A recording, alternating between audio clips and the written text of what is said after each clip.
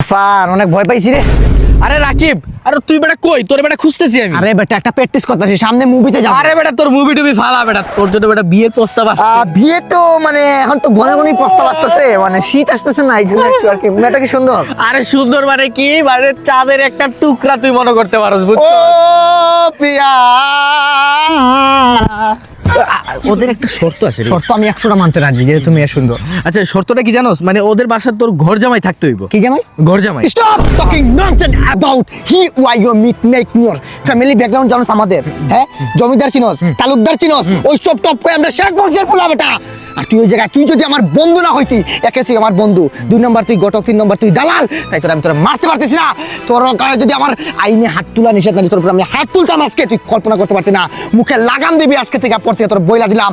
Background কি জানোস? শ্বশুর বাড়ি গরজামে মানে কি থাকোস? গুলামি চিনোস? বাপের সকালে উঠে কি খাই আমরা জানোস? ডিম, দুধ, কলা, আপেল, আঙ্গুর, মালটা, এইসব খায়।